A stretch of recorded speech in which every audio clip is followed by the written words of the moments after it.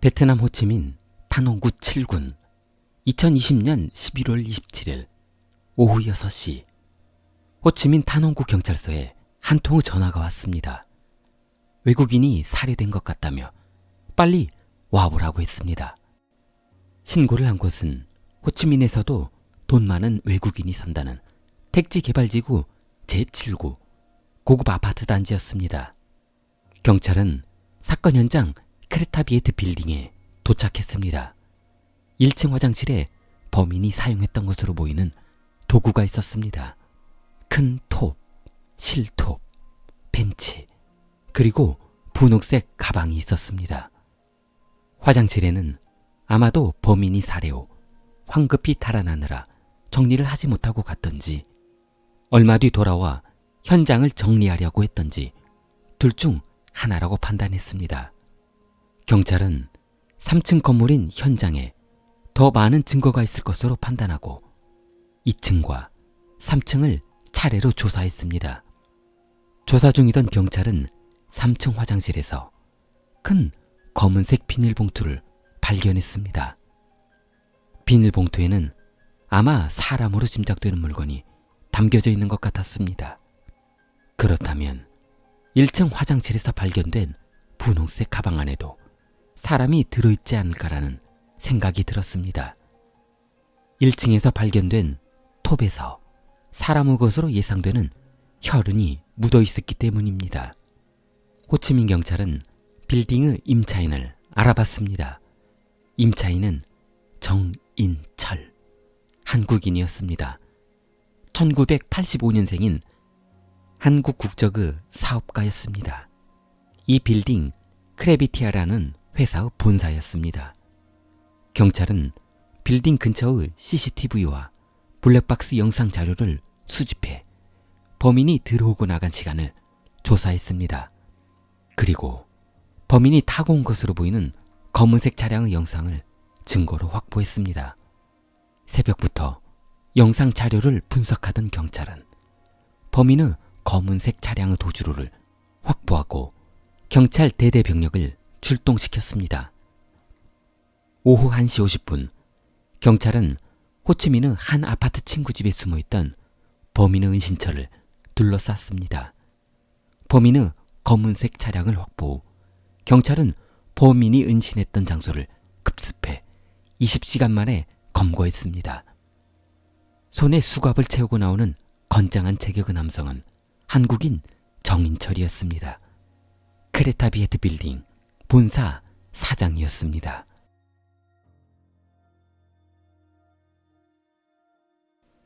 (11월 29일) 저녁 정인철은 생각보다 쉽게 검거가 되었습니다. 정인철은 모든 범행 사실을 인정했습니다. 한국인 사업가 한동덕을 살해한 뒤 시체를 유기한 혐의를 모두 인정했습니다. 2018년 한참 베트남과 한국의 무역이 활발하였고 베트남은 한국 물건을 선호하기 시작했습니다. 정인철은 2018년부터 이곳 호치민에서 한국 화장품 무역을 하면서 사업을 확장시키고 있었습니다. 베트남에서 베트남 축구 한국 감독으로 인한 한국 상품 인지도가 높아지면서 그 사업도 덩달아 성장했습니다. 그 사업은 점점 커지면서 크리에타 빌딩 전체를 임대하여 사용하고 있었습니다. 인철은 이제 다른 한국 제품을 마케팅하며 사업 범위를 넓혀갔으며 더 이상 본인 돈만으로 사업하기는 힘들어졌습니다. 물건을 사입하기 위해 은행에서 많은 돈을 대출받았습니다. 그렇게 고속 성장 중이던 인철에게 인생의 걸림돌이 생기고 말았습니다. 그것은 코로나였습니다. 코로나의 파급력은 상상을 초월했습니다. 사회주의 국가에서의 방역이란 무조건 봉쇄하고 그리고 후조치였습니다. 후조치란 감염자와 피감염자는 집에서 나올 수 없는 그런 것이 후조치였습니다. 그렇게 베트남 전체가 봉쇄되었고 인철 사업장은 생각지 못한 불황을 맞게 되었습니다. 공산당 정권인 베트남에서 방역 지원금이나 소상공인 지원 따위는 꿈도 꿀 수 없었습니다. 인철은 어쩔 수 없이 여기저기에서 돈을 빌리러 다녔습니다.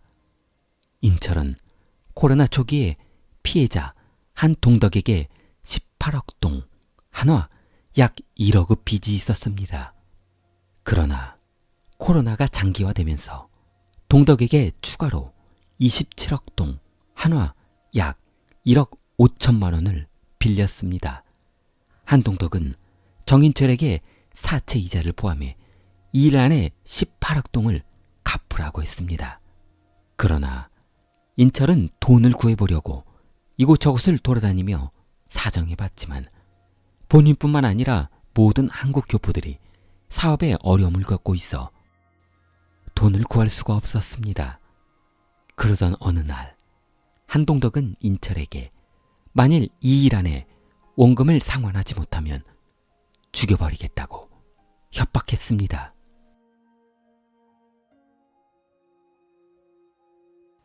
인철은 돈을 구하러 다니며 통화하느라 입이 타들어갔습니다. 사정해도 돈 나올 구멍은 어느 곳에도 없었습니다. 공원 벤치에 앉아 숨 쉴 틈조차 없이 전화를 돌리던 인철이 더 이상 전화할 곳이 없어지자 한 손에 핸드폰만 쥐고 멈춰 서 있었습니다. 순간 돈을 구하러 다닐 것이 아니라 돈을 빌려준 놈을 없애버리면 그 돈을 갚지 않아도 되고 만약 시체만 잘 처리해서 범행이 밝혀지지 않는다면 더 이상 이 고생을 안 해도 될 것 같았습니다. 인철은 마지막 전화를 한동덕에게 걸었습니다. 터질 듯했던 심장이 오히려 정상의 맥박을 찾아가고 있었습니다. 신호음이 한참 동안 울렸고 동덕이 전화를 받았습니다. 저기 답답한데 맥주나 한잔 하실래요? 얼마 전 말씀하신 빚 상환 문제도 상의할 것이 있어서요. 동덕은 인철이 빚 상환 문제로 만나자고 하니 반가울 뿐이었습니다. 11월 26일 인철은 호치민 부이방도 거리에 있는 한 카페에서 동덕에게 전화해 약속을 잡은 뒤 크레비에이트 빌딩에서 다음날 만나기로 했습니다. 동덕은 인철의 사무실에 방문했고 이제 막 퇴근 시간이라서 인철의 몇 안 되는 직원들은 퇴근했습니다. 인철은 건물 현관문을 잠갔습니다. 주위를 두리번거리던 인철은 동덕이 있는 사장실로 들어갔습니다. 인철은 사장실 냉장고에 넣어두었던 맥주를 꺼냈습니다. 캔 맥주를 테이블 위에 올려놓은 뒤 맥주잔을 가지러 갔습니다. 그때 맥주캔 따는 소리가 울려 퍼지고 인철은 그 뒤에는 화장지 좀 주실래요? 동덕이 뒤돌아 소파 등받이를 짚고 넘어 책상 위에 올려져 있는 화장지를 집으려는 순간 준비해두었던 마취제를 맥주컵에 부어버렸습니다. 이 사실을 알 리 없던 동덕은 테이블 위에 화장지를 올려놓은 뒤 인철이 건네준 맥주잔을 받았습니다. 인철은 조심스럽게 빚 상환에 대해 입을 열었습니다. 동덕은 꾸벅꾸벅 졸기 시작했고 인철은 벌떡 일어나 화장실로 갔습니다. 준비해두었던 고무장갑을 가지고 나와 동덕의 입에 쑤셔 넣었습니다. 인철은 비닐봉투를 두 손에 집어들고 동덕에게 다가갔습니다. 인철은 일을 마친 후 동덕을 1층 화장실로 끌고 들어갔습니다. 동덕을 화장실에 눕혀두고 창고에 준비해두었던 긴 톱과 실톱, 펜치, 분홍색 가방, 대형 검정 봉투를 차례로 가지고 들어갔습니다. 인철은 준비한 톱으로 나눈 뒤 가방과 검정 봉투에 차례대로 담았습니다. 혹시나 사람 눈에 드러날 것이 두려워 인철은 무거운 검정 봉투를 짊어지고 3층까지 올라갔습니다. 힘에 부친 인철은 우선 대충 1층 구석에 처박아 두었습니다. 피해자를 살해 후 인철은 증거를 인멸하기 위해 현장을 깨끗하게 청소했습니다.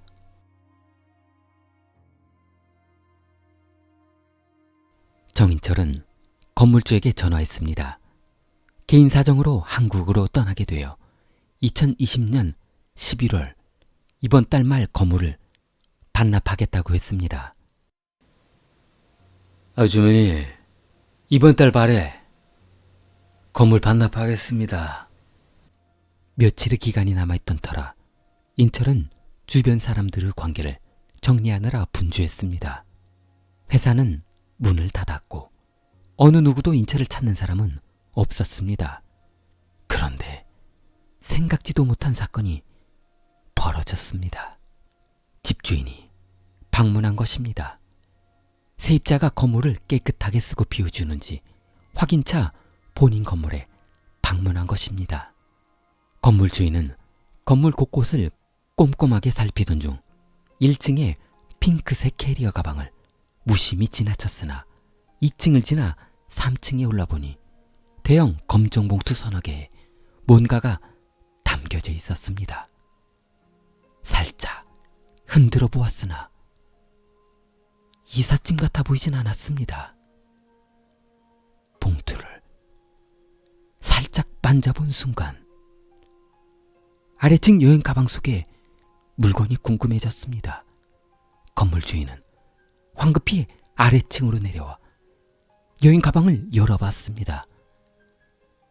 여행 가방 속을 보게 된 건물주는 바로 경찰에 신고했습니다.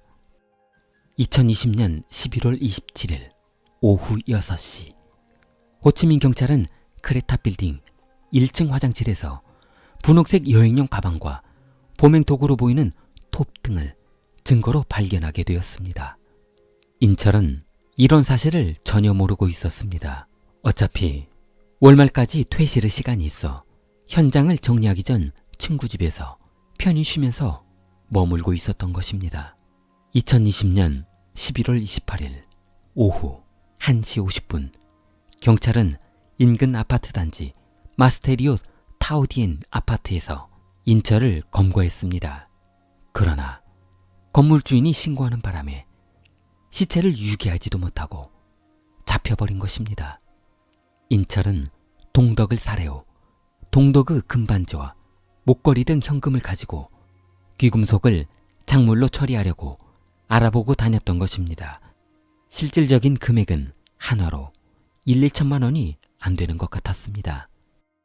2020년 12월 9일 호치민 법원은 정인철을 살인 강도 혐의를 적용하여 구속했습니다. 현지에서는 사형을 선고받고 복역 중이나 베트남과의 범죄인 인도 협정으로 범죄자가 한국으로 인도될 가능성도 있을 것으로 예상했으나 베트남 정부 거부로 자국 내에서 처벌할 것으로 예상되고 있습니다. 현재도 재판이 진행 중이라고 합니다. 베트남은 외국인에 한해 사형을 선고받더라도 사형을 집행하지는 않는다고 합니다. 그러나 인철이 구속되고 충격적인 사실이 밝혀지게 되었습니다. 정인철은 국내 조직폭력배의 브로커였던 것입니다. 인철은 베트남 현지에서 화장품 무역업을 하던 중 사업이 커지고 발이 넓어지자 국내 경기도 지역에서 대규모로 활동하고 있는 조직폭력배 중간급 간부 김씨와 친분이 쌓이기 시작했습니다. 김씨는 2015년부터 호치민 시내의 유흥업소와 도박장 사업을 차려 사업을 대규모로 진행하고 있었습니다. 김씨가 사업을 확장하면서 베트남 정부 규제로 사업 확장이 어려움을 겪자 정인철이 나서 조직폭력배 김씨의 사업이 잘 되도록 도움을 주게 된 것입니다. 김 씨는 생각지도 못하게 일을 처리해준 동생 인철에게 신세를 졌다며 감사했습니다. 그러다 보니 정인철은 김 씨의 바탕을 활용하여 베트남 교민단체 모임에서도 상당한 영향력을 과시하며 다녔던 것입니다. 그러나 항상 즐겁고 사업이 순조로울 것 같았던 그들에게 사건이 발생하고 말았습니다. 호치민에서 불법 도박장을 운영하고 있던 김씨 조직원 5명이 베트남 공항에 체포된 것입니다. 쉽게 풀려날 줄 알았던 조직원 김씨는 부하 조직원을 빼내기 위해 백방으로 노력해봤으나 베트남 공안은 그들을 풀어주지 않았습니다. 결국 조직원 김씨는 정인철을 찾아갔습니다. 돈은 얼마가 들어가든 상관없어. 우리 애들만 빼주면 돼. 김씨는 정인철에게 베트남 공안 로비 자금으로 1억 5천만 원을 건넸습니다. 조직원들을 빼내기 위한 로비 자금이었습니다. 인철은 서둘렀습니다. 시간이 지체될수록 사건 해결도 지연되기 때문입니다. 인철은 사건을 부탁하기 위해 돈가방을 들고 베트남 공안과 친분이 있는 최 씨에게 5천만 원을 건넸습니다. 그러나 사건은 좀처럼 해결될 기미가 보이지 않았습니다. 그러자 조직폭력배들은 사건이 잘 진행되고 있는 것 맞냐며 다그치기 시작했습니다. 다급해진 인철은 본인이 알고 있던 베트남 공안 간부를 찾아가 상당한 금액을 건네주었습니다. 공안은 인철에게 걱정하지 말라며 안심시켰습니다.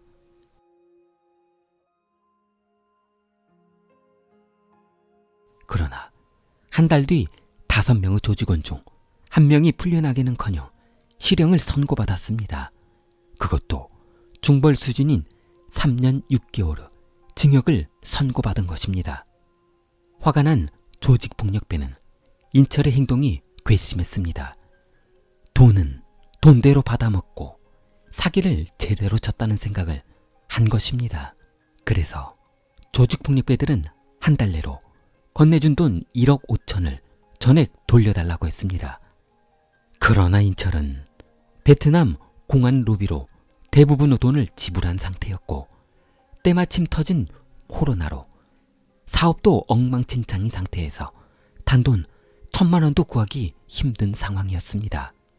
인철이 차일피일 돈 반환을 미루자 조직폭력배 김씨는 부하 직원 수금책 한동덕을 보낸 것입니다.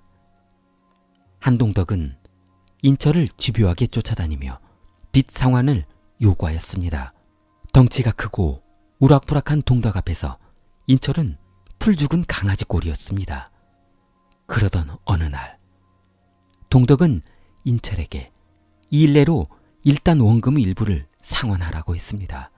만약 이 일 내로 갚지 않으면 쥐도 새도 모르게 죽여버린다고 한 것입니다. 너무 무서웠던 인철은 돈 구하러 백방으로 알아보고 다녔지만 도저히 돈이 구해지지 않자 벤치에 앉아 전화해볼 곳이라고는 모두 다 해보고 도저히 전화할 곳이 없자 마지막으로 조직폭력배 수금책 동덕에게 전화를 한 것입니다. 동덕을 없애야겠는데 힘으로는 안 될 것이 뻔했고 그래서 생각한 것이 동덕에게 상환 문제로 만나자며 안심을 시킨 뒤 맥주에 수면제를 타서 넣어버린 것입니다. 모든 범행이 완벽할 것 같았던 인철은 건물주에게 건물을 반환한다는 말을 미리 해버리는 바람에 사건이 생각지도 못한 방향으로 흘러갔던 것입니다. 건물주가 범행 현장에 방문하는 바람에 모든 계획이 틀어진 것입니다. 우리는 가끔 신용을 사건 해결의 수단으로 사용하고는 있지만 전혀 예상하지 못한 질병인 코로나와 같은 재앙으로 또 다른 문제가 발생하기도 합니다. 좋아요, 구독 부탁합니다. 킬리였습니다.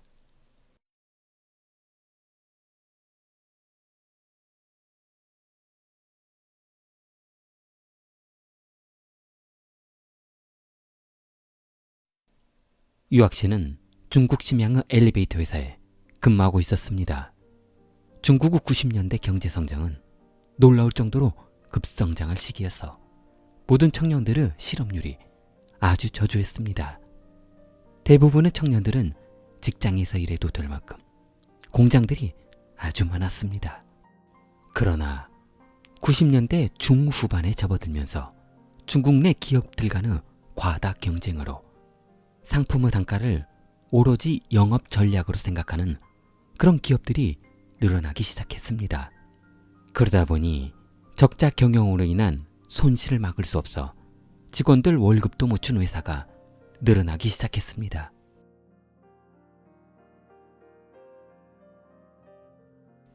여기 유학신도 회사 부도로 인한 실업자 중 한 사람이었습니다. 학신은 젊은 나이에 엘리베이터 회사에 취직 후 줄곧 이 회사에만 근무했던 터라 회사에서 인정을 받았습니다. 한때 회사의 어려움으로 많은 직원들이 사직을 했지만 학신은 끝까지 회사에 남아 헌신적으로 일했습니다. 어려웠던 회사는 인수자가 나타나 다시 흑자로 돌아섰고 직원은 200명에 육박했습니다.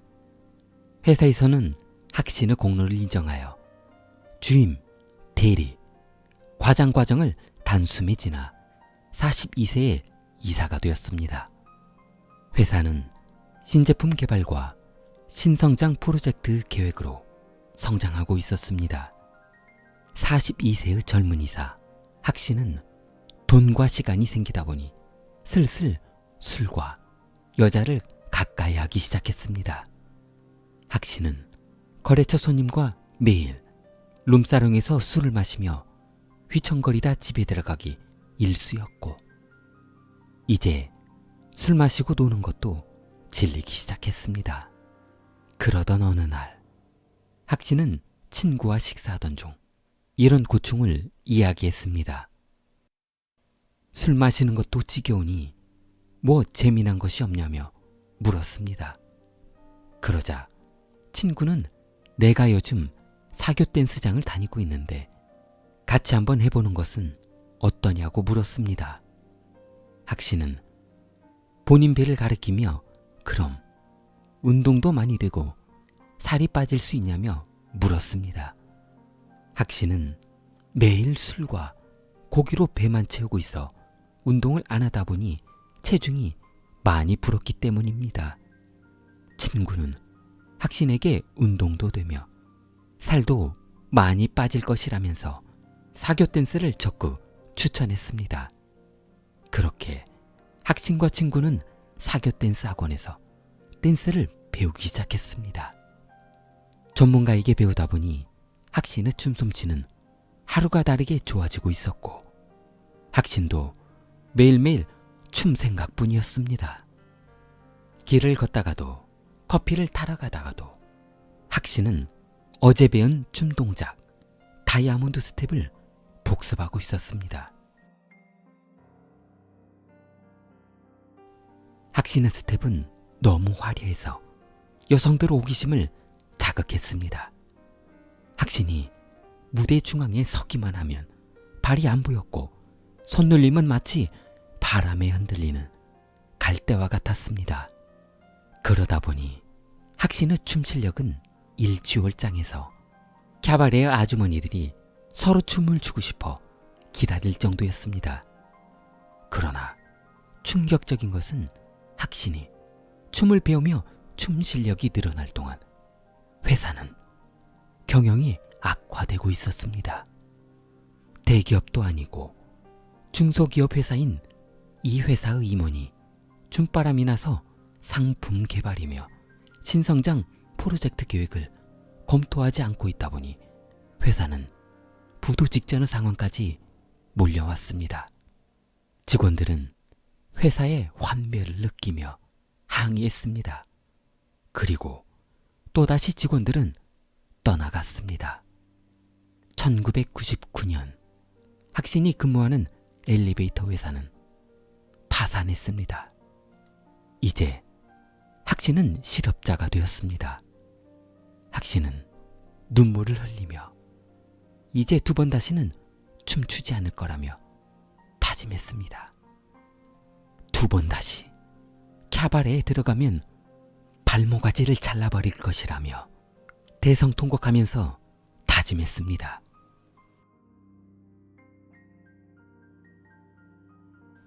학신의 나이는 그렇게 많지도 적지도 않은 나이여서 직장을 구하려고 애를 써봤으나 그리 쉽지 않았습니다. 젊은 나이에 생산직으로 들어가 이사로 대접받으며 생활했던 그런 화려했던 학신의 직장 생활도 끝났습니다. 공장을 닫고 다른 직장을 구하려니 50세가 넘는 학신을 채용할 곳은 단 한 곳도 없었습니다. 그동안 받았던 급여는 그동안 흥청망청 술값에 아가씨들에게 써버리다 보니 통장의 잔액이라고는 몇 푼 남아있지 않았습니다. 학신은 집에서 뒹굴뒹굴 놀고 있었고 집에서 놀고 있는 시간만큼 부인과 싸우는 시간도 늘어났습니다. 어쩔 수 없이 이사님, 사모님 소리를 들었던 부인은 인근 공장 야간 파트타임을 뛰며 힘들게 살아야 했습니다.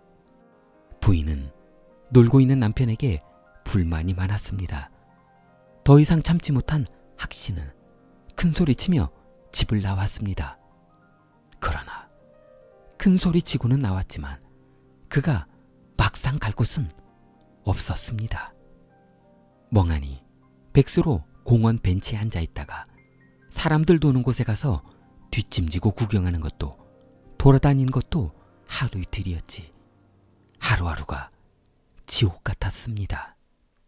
공원 벤치에 앉아 한참을 멍하니 있던 학신은 오랜만에 친구에게 전화했습니다. 그런데 학신의 친구는 지금도 직장에 잘 다니고 있었으며 캬바레에서 춤도 추고 있다고 했습니다. 학신은 한동안 잊고 지냈던 캬바레의 추억이 새록새록 떠올랐습니다. 캬바레를 생각하니 온몸에 전율이 왔습니다. 도저히 참을 수 없었습니다. 학신은 친구에게 옷 좀 빌려달라고 말했습니다. 학신은 칼처럼 다려진 나팔 바지의 주름선을 맞춰보며 심장이 바운스하기 시작했습니다. 화려하게 반짝이는 와이셔츠의 색감은 학신의 손을 부들부들 떨게 했습니다. 학신은 본인도 모르게 스텝을 밟고 있었습니다. 화려한 그 손놀림은 아직 죽지 않았습니다. 학신은 가슴팍의 단추 4개를 과감하게 풀어젖혔습니다. 어느새 학신의 손에는 아름다운 중년 부인의 손이 올려져 있었습니다. 중년 부인은 학신의 리드에 황홀해했고 학신은 어느새 주위 아주머니들의 시선을 끌고 있었습니다. 학신은 2번 다시는 가지 않을 것이라고 다짐했던 캬바레에 들어가고 말았습니다. 그렇게 다시 캬바레에 발을 들여놓게 학신은 그곳의 여성들에게 많은 관심을 받았습니다. 그러던 어느 날 학신은 미모 여성과 사교 댄스를 추던 중 이상한 성적 호기심이 생겼습니다. 신체 접촉이 많다 보니 서로 묘한 감정에 휩싸였고 달아오를 대로 달아오른 2 사람은 결국 관계를 위해 장소를 물색하게 되었습니다. 그러나 먹고 살기도 힘든 학신은 여관에 들어갈 만한 돈도 없었고 그렇다고 여성에게 의지하자니 자존심이 상했고 오갈 곳은 없고 관계는 해야겠고 다급해진 학신은 떠오르는 곳이 있었습니다. 부인이 공장의 생산직으로 야간 근무를 나가 저녁에서 새벽에는 집이 비어있다는 것을 생각하게 되었습니다.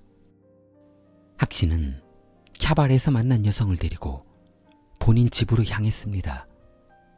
2 사람은 현관문에 들어서자마자 뜨거운 밤을 시작했습니다. 그러나 학 씨는 그녀와 일을 마친 뒤 침대에 누워 테이블을 보니 그녀가 테이블 위에 올려놓은 목걸이며 반지, 팔찌 등 온갖 귀금속이 눈에 들어왔습니다. 모두 순금이었습니다. 돈으로 따져보니 상당한 금액이 나올 것으로 생각되었습니다. 아마 본인이 1년을 벌어도 힘들 정도 금액이 될 것 같았습니다.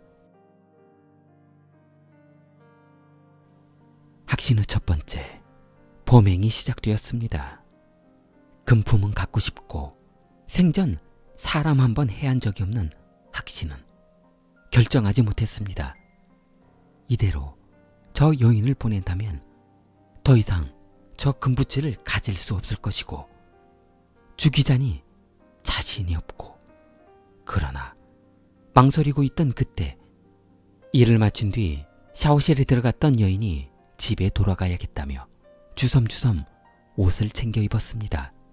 그때 학 씨는 충동을 참지 못하고 집으로 데려온 그녀를 살해한 것입니다.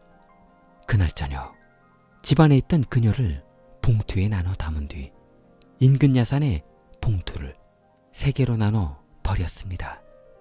금품은 챙겼지만 범행 사실이 밝혀지는 것은 시간 문제였습니다. 집안 화장실은 부인에게 걸리지 않기 위해 세제를 부어가며 씻기는 했으나 흔적이 남을까 두려웠습니다. 학 씨는 너무 무서웠습니다.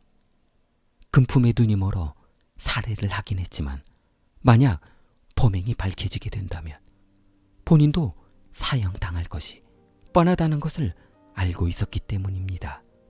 학 씨는 부인에게 잠시 시골 고향집에 다녀오겠다며 시골로 떠났습니다.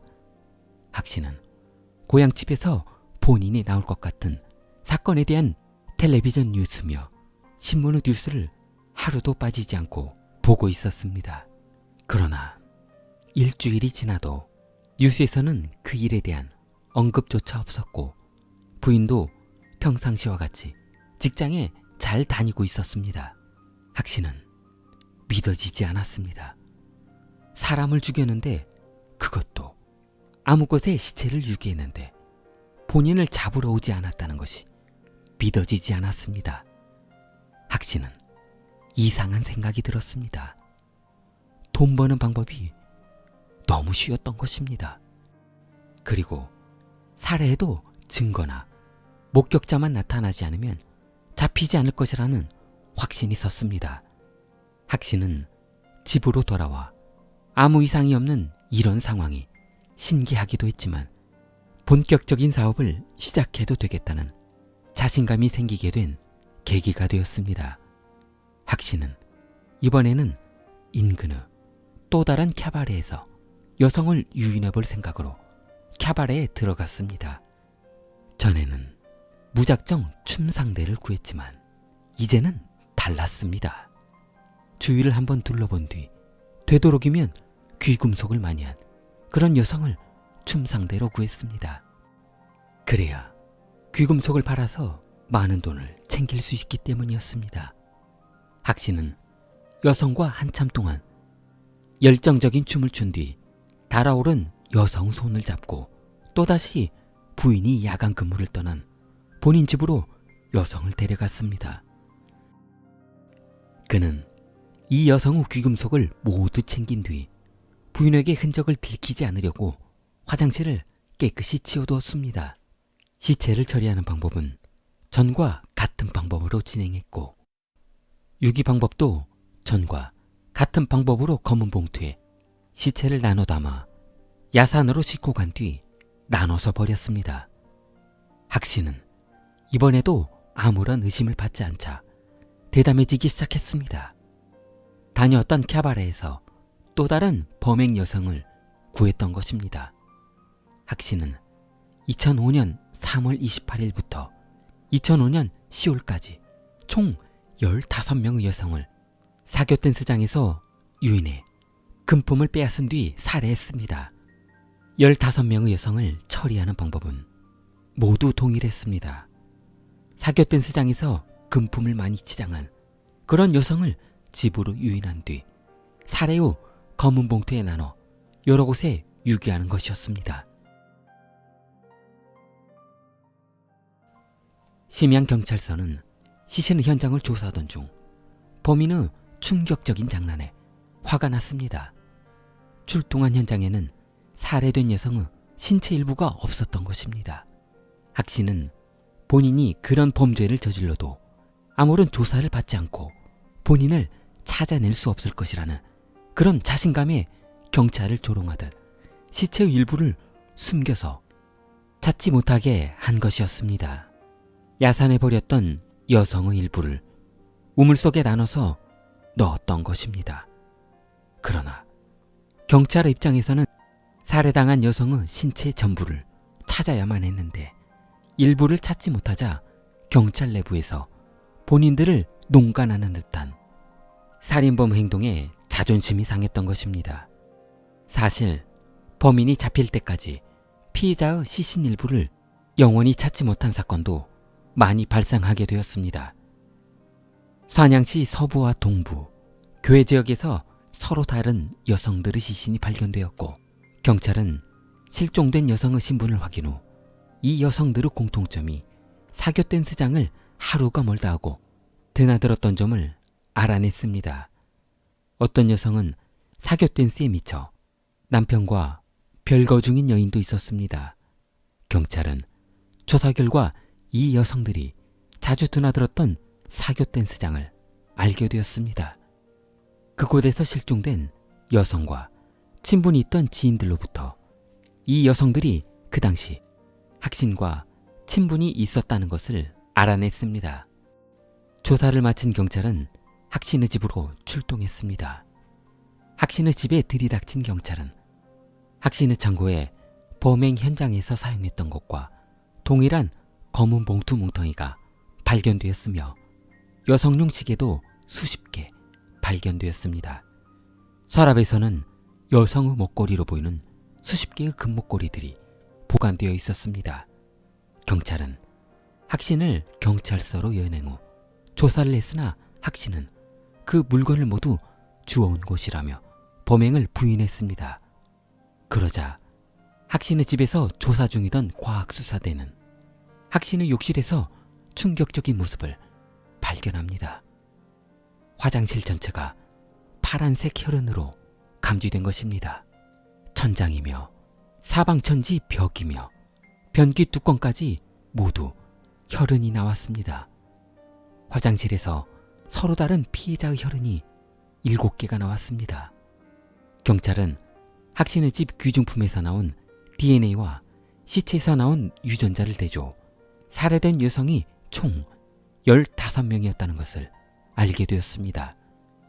경찰이 한참 조사 중이던 아침, 이런 사실을 모르고 있던 학신의 부인은 퇴근 후 집으로 올라가던 중 아파트 입구를 막아선 경찰을 보며 본인 집일 것이라고는 생각하지 못하고 인근 주민의 집에 도둑이 들었나 보다 하고 생각했다고 합니다. 그러나 남편의 범죄 행위를 알게 된 후 기절했습니다. 남편이 범행 장소로 사용했던 화장실에서 수많은 여성을 죽였다고 생각하니 너무 무서웠습니다. 그런 화장실에서 본인이 씻으며 생활했다는 것이 정신적으로 가장 큰 충격이 되었습니다. 중국 심양법원은 학신에게 강도죄와 강도살인죄를 적용하였습니다. 법원은 학신의 잔인한 방법과 사회에 퍼지는 영향력을 고려하여 2006년 11월 8일 사형을 선고하였습니다. 좋아요, 구독 부탁합니다. 킬리였습니다.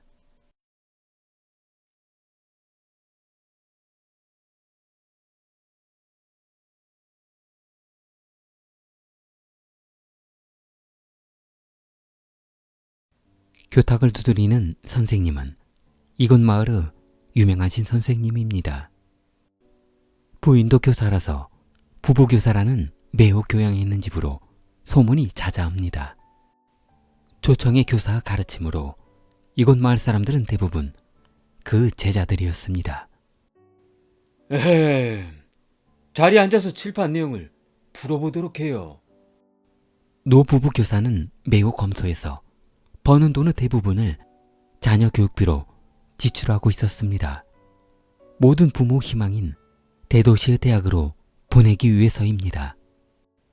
부부 교사가 마을을 지나기라도 하면 상점을 하는 제자들이 먹을 음식이며 선물을 손에 쥐어주느라 정신이 없었습니다. 그 아들 조수호도 부모님의 영향을 받아서인지 매우 성실하고 검소했습니다. 소호는 평소에는 말이 별로 없고 과묵했지만 공부를 하거나 성취에 대한 열정은 대단했습니다. 한번 시작한 일은 끝을 보는 성격이었습니다. 소호가 고등학교를 졸업할 무렵 학창시절 공부는 잘했으나 대도시로 갈 만큼의 점수는 나오지 않았습니다. 소호는 정도대학에 진학하게 되었고 소호는 2학년이 되던 해 여자친구 장유를 사귀게 되었습니다.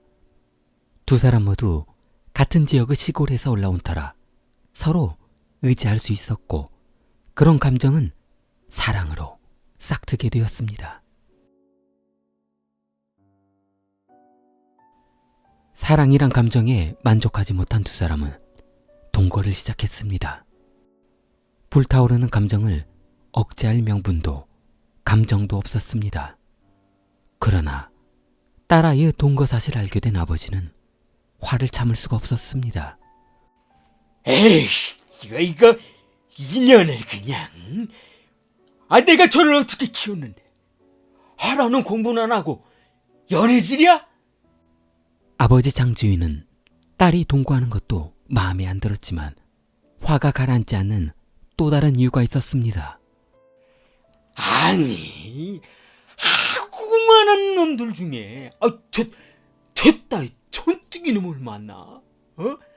야, 뼈 빠지게 벌어서 그나마 도시로 대학을 보낸 이유가 도시놈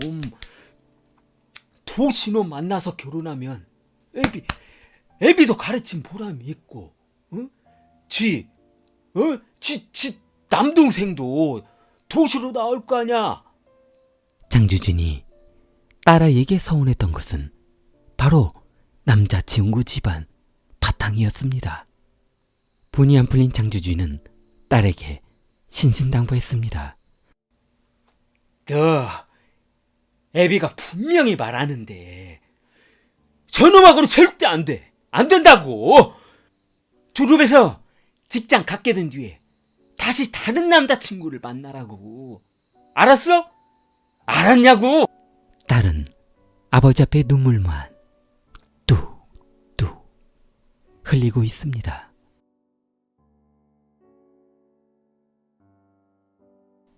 몇 년 후 두 사람은 졸업 후 직장을 갖게 되었습니다. 장유는 쓰촨성 석유회사에 취직했습니다. 그러나 조수호는 여자친구 장유와 멀리 떨어진 우한의 기업에 취직했습니다. 그러나 운명의 장난은 조수호를 여자친구가 있는 도시 우한으로 오게 했습니다. 조수호는 여자친구와 함께 있기 위해 모든 것을 포기했습니다. 직장에 사표를 제출하고 여자친구가 있는 우한으로 이사했습니다. 수호는 우한에서 구한 회사의 일이 출장이 많은 일이었지만 그녀와 함께 있는 것만으로도 감사했습니다. 멀어지면 멀어질수록 사랑도 깊어가는 것 같습니다. 2013년 6월 6일 장유는 조수호와 결혼을 결심했습니다. 수호는 그녀에게 없어서는 안 될 소중한 존재였습니다. 장유는 학창시절 아버지가 했던 말을 기억하지 못했습니다. 장유는 남자친구 수호와 혼인신고를 해버렸습니다. 이제 부모님도 더 이상 반대할 수 없는 상황이 되었습니다. 이 사실을 알게 된 장유 아버지는 본인 몰래 혼인신고를 한 딸을 앞에 두고 너 아빠가 그때 뭐라고 했어? 저놈 저 절대 안 된다고 했지. 착하고 안 착하고가 중요한 게 아니야. 가진 놈이 필요하다고. 대도시에서 사는 잘 사는 사위놈, 그런 사위놈이 필요하단 말이다. 그래야 우리 가족도 그 혜택을 볼 거 아니냐. 아버지의 호통에 장유는 또다시 눈물만 흘리고 있습니다. 반면 장지윤의 사위집에서는 경사가 났습니다. 아들이 장가를 간다며 잔치가 벌어졌습니다. 요즘처럼 신부 구하기 힘든 세상에 졸업한 지 얼마 안 돼 결혼을 한다니 그저 대견할 뿐이었습니다.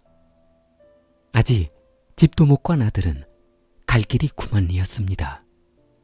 수호 부모는 교직 생활 동안 모아둔 돈을 결혼식 비용과 혼수 비용으로 지불했습니다. 수호 부모님은 사돈댁에서 아들을 썩 달가워하지 않고 있다는 것을 알고 있어 전 재산을 털어서 사돈댁에 전해주었습니다. 수호 부모가 전해준 돈은 36만 위엔, 한화 약 6,400만 원을 결혼지참금으로 주었습니다. 아들의 행복을 위해 차도 사주었습니다. 수호 부모님들이 혼수 비용으로 많은 돈을 지출하자 부인 장유의 남동생은 매요. 어차피 기분 좋게 혼수할 거면 저도 좀 빌려주세요. 저도 좀 뭐라도 좀 해보게요. 나중에 돈 벌어서 갚을게요. 수호 아버지는 흔쾌히 1,000만 원을 장유의 남동생에게 빌려주었습니다. 온 가족은 금전이 오가자 너무 즐겁고 행복했습니다.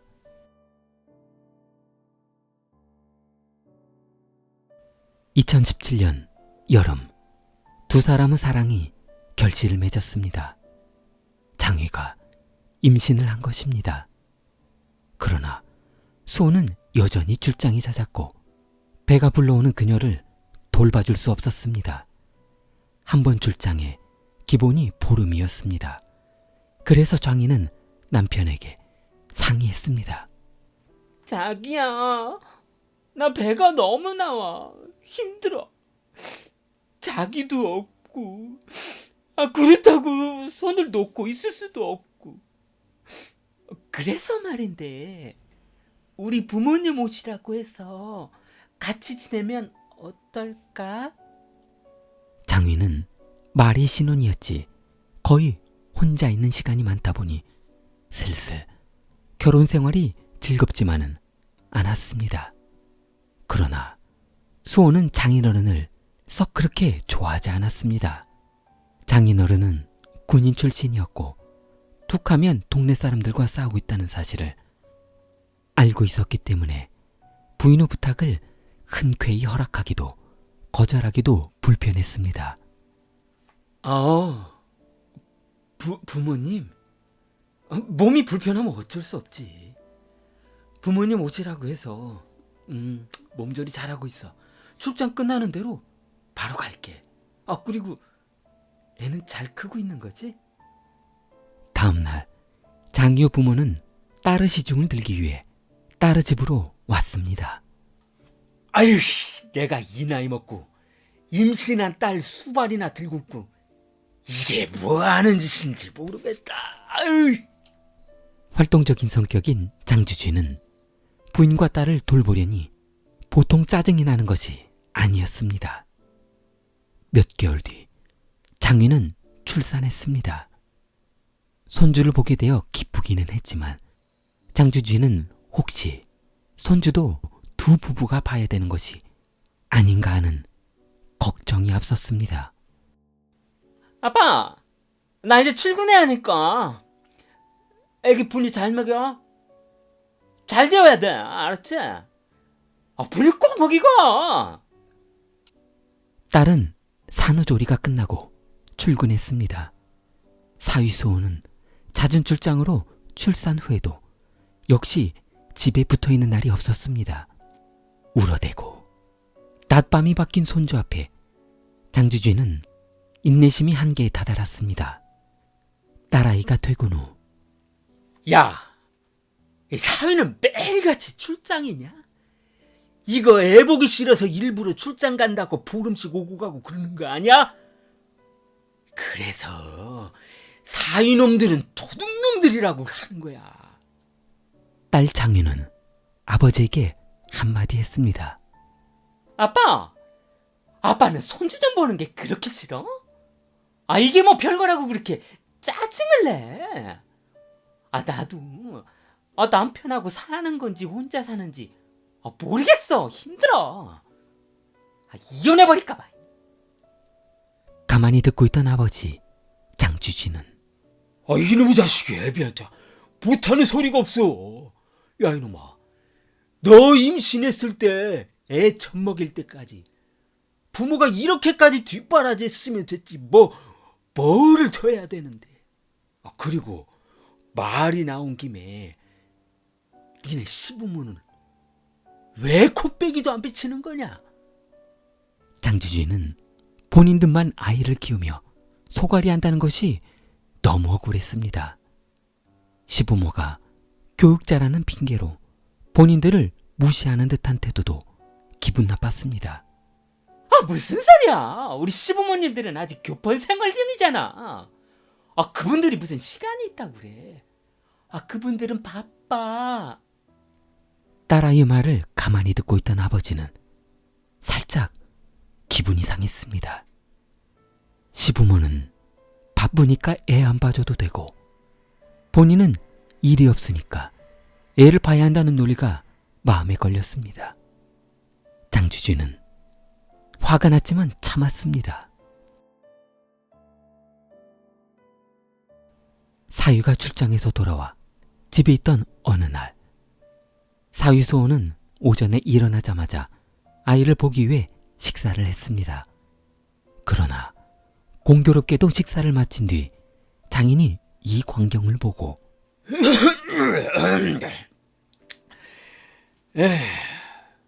애는 안 봐도 밥은 먹어야겠고, 그렇다고 장인한테 식사 한번 해보라는 말도 없이 혼자 먹고. 그러나 사실 수호는 깊은 잠에 빠져있는 장인을 깨울 수가 없어 장인이 일어난 뒤 식사를 차려둘 생각이었습니다.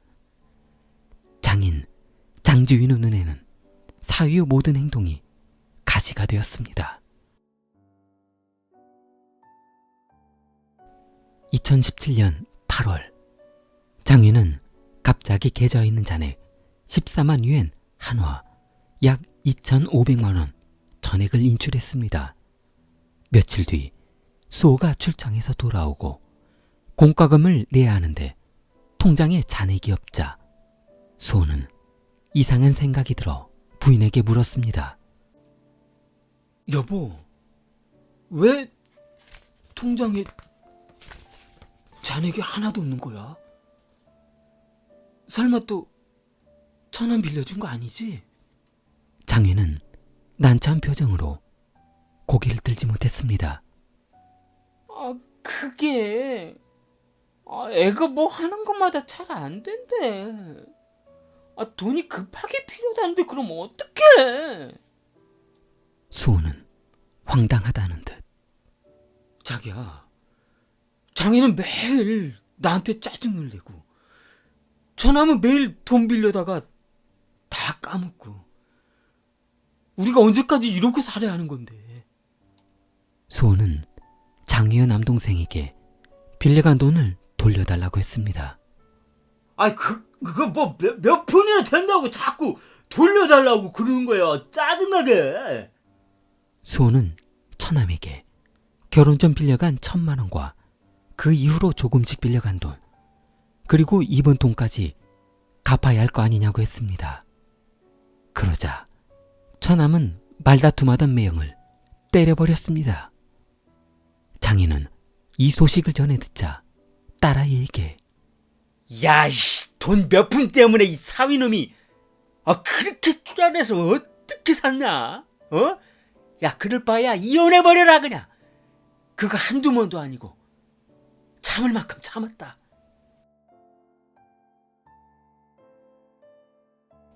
수호는 출장을 갔다 집에 돌아왔습니다. 현관문 열쇠 구멍에 몇 번이고 열쇠를 집어넣어 봤지만 열쇠가 들어가지 않았습니다. 열쇠가 맞지 않았습니다.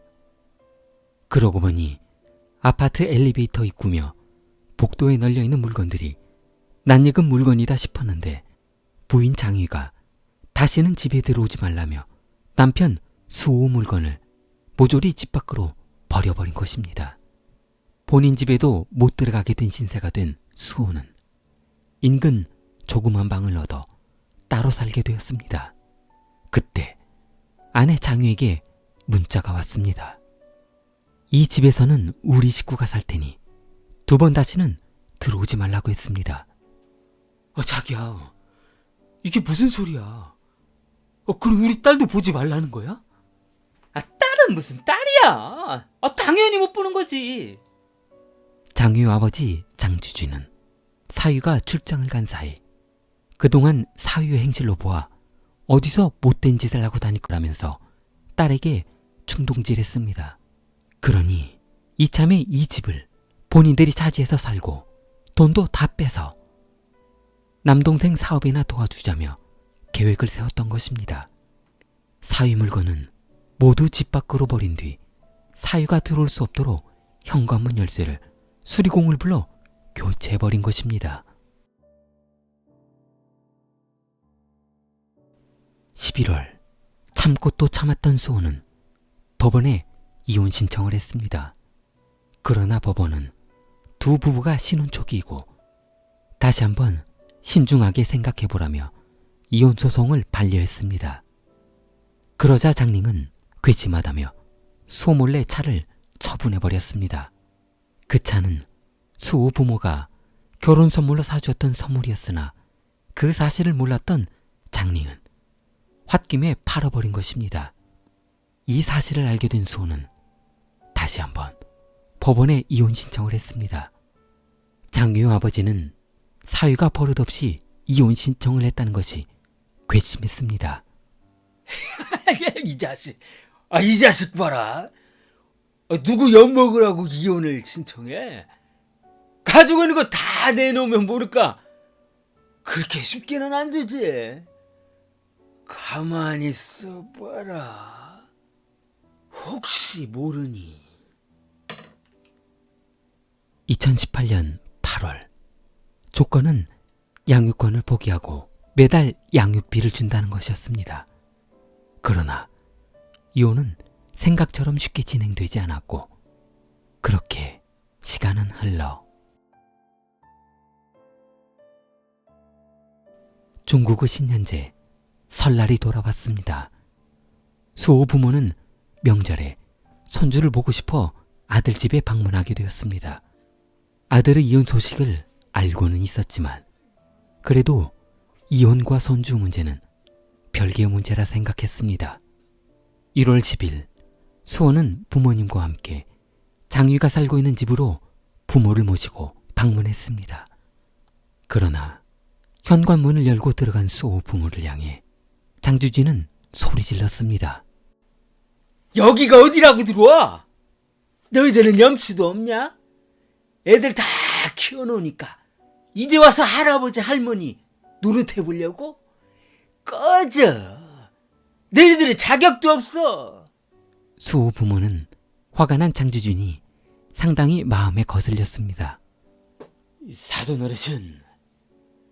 사돈 어르신이 화가 날 만도 합니다만 애들 양육 문제만큼은 신중해야 하지 않을까 해서 말씀드립니다. 아무래도 아이는 아버지가 키우는 것이 장례를 위해서도 좋지 않을까요? 아주 연병을 하고 있구만. 그냥 아유 이걸 그냥 확. 야, 사돈 좋아하시네. 응? 이거 손주 젖먹이 때부터 젖병 물려가면서 개고생해서 키워놨더니 이제 와서 부모 노릇이야? 뭐 이런 멋 같은 경우가 다 있어. 그러자 수아버지는 다시 짐작하게 말했습니다.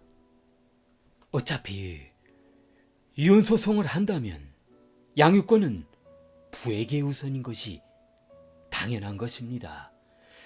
그러니 어차피 그렇게 될 거 미리 여기에서 정해서 우리 아들에게 양육권을 주시죠. 시아버지 말이 끝나기가 무섭게 장주진은 몸을 부르르 떨며 일어섰습니다. 분을 삭히지 못하고 본인 방으로 들어가 버렸습니다.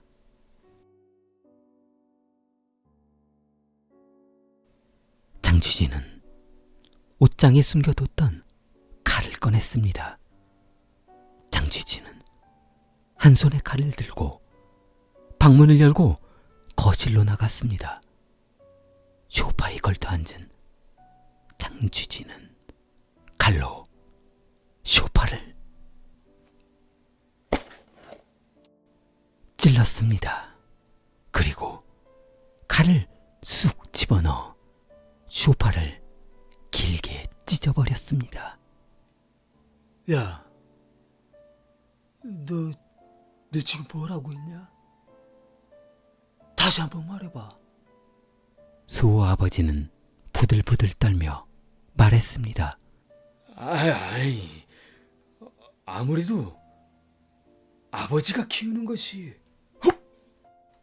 장주진은 그 자리에서 수호 아버지를 향해 칼을 휘둘렀습니다. 너 이 자식, 터진 입이라고 말 막 하는 거야?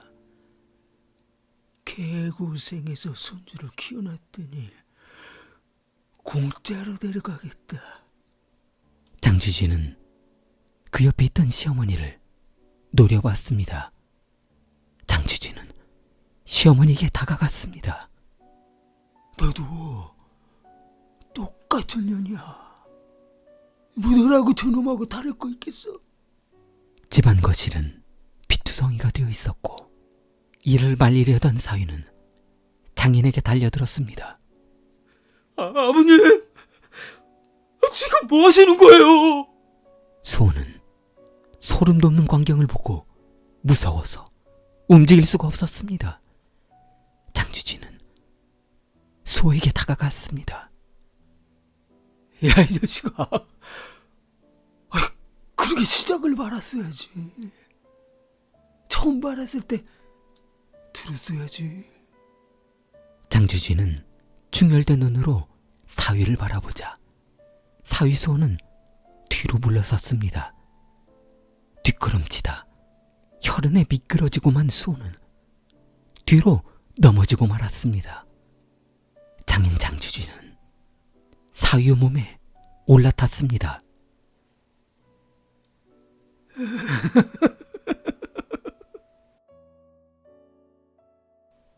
장위는 그 옆에서 모든 광경을 지켜보고 있었습니다. 그 옆에서 숨죽이며 광경을 지켜보고 있던 장주진의 딸 장위는 119에 신고했습니다. 구급차가 사위 가족을 싣고 갔으나 세 사람은 이미 숨을 거둔 상태였습니다. 곧바로 경찰이 현장에 도착했고 장주진은 구속되었습니다.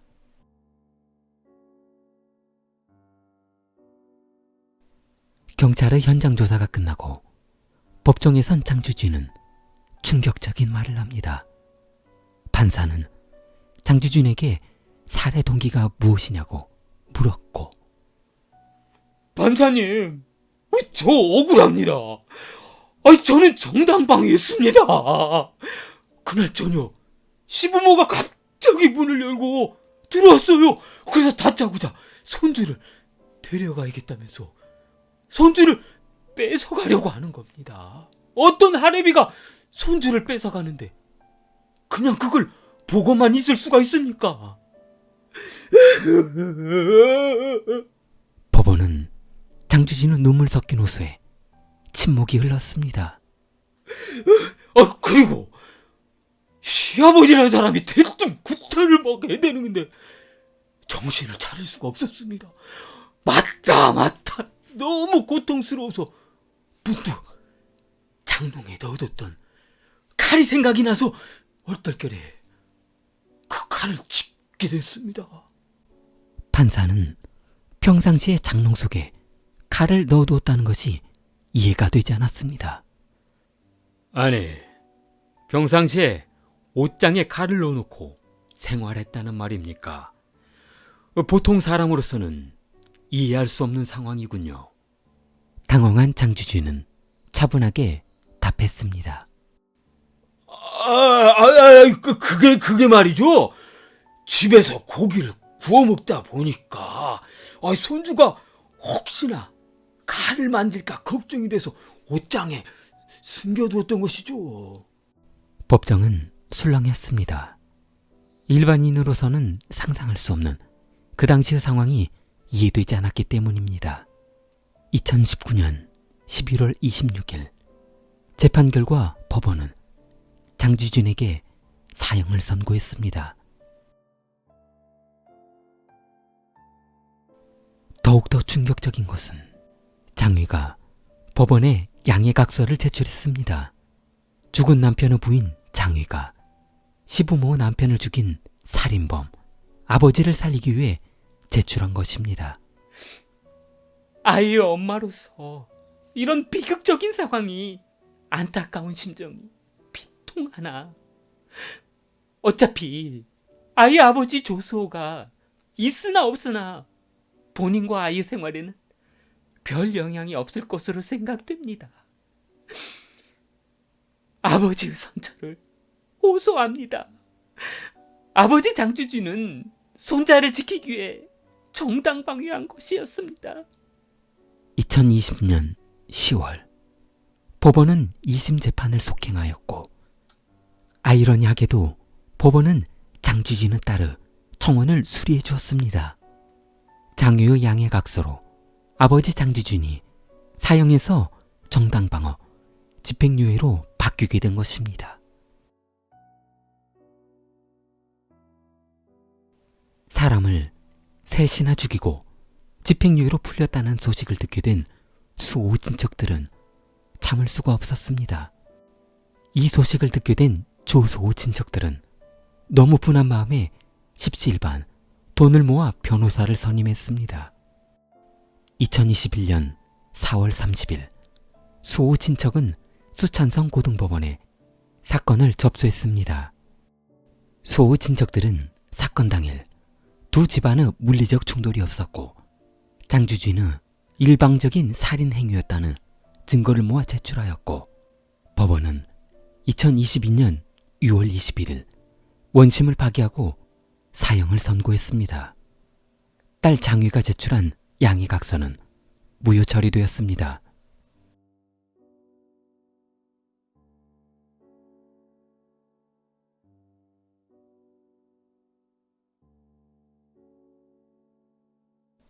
결혼하는 것도 본인의 선택이었고 이혼하는 것도 본인의 선택이었습니다.